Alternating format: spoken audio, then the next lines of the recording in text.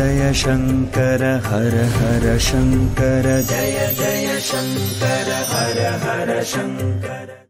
ओम श्री गुरुभ्यो नमः। हरि ओम।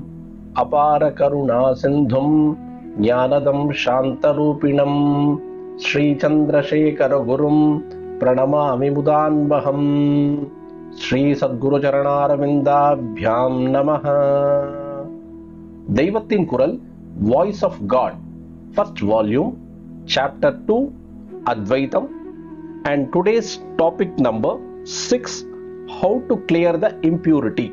If we look around with real knowledge, we will perceive everything as bliss only. Bliss is infinite. True perception would make us see everything as bliss only. Bliss is not bound by limits. There is no place where it does not pervade. Knowledge is also limitless. There is no place where it does not pervade. There cannot be two things which are limitless and which pervade everywhere.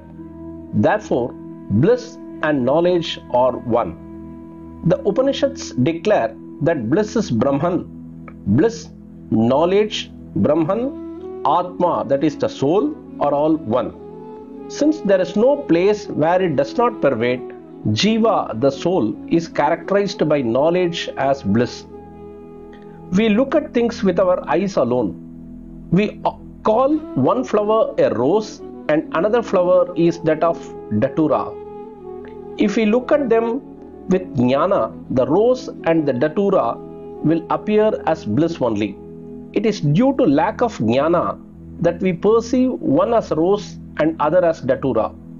In fact, everything is bliss only.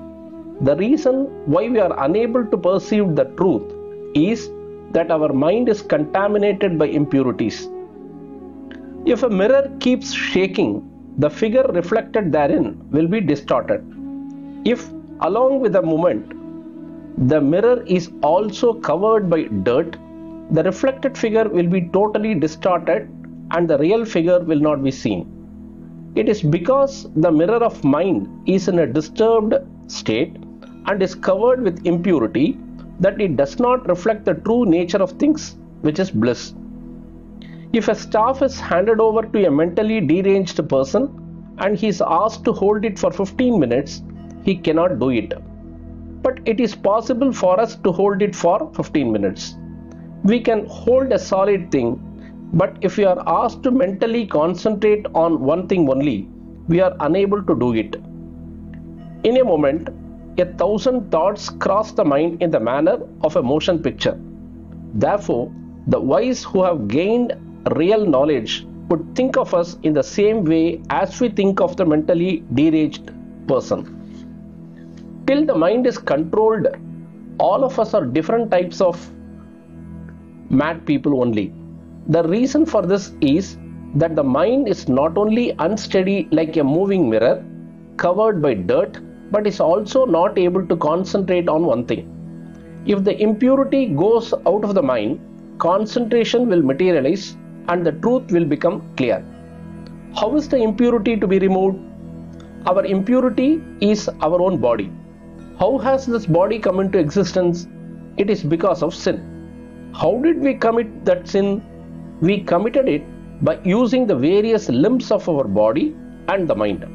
If a rope is wound over something and it has to be removed, it will have to be unwound with the opposite direction. In the same manner, bad deeds should be wiped out by good deeds and sins by virtuous acts.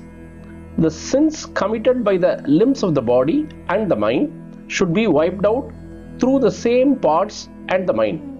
Charity, philanthropy, observance of religious rituals, reciting the Lord's names, temple worship, etc. are good deeds. These are the aids for wiping out the sins. Having thus wiped out the sins, we should follow the path of true knowledge and attain the blissful state. Pradosha Shankara, Pratyaksha Shankara. Mahaperiyava Potri, Ennatavakkum Yaraiva Potri, Sarvagya Sarvavyapi Periyava Sharanam, Mahaperiyava Potri.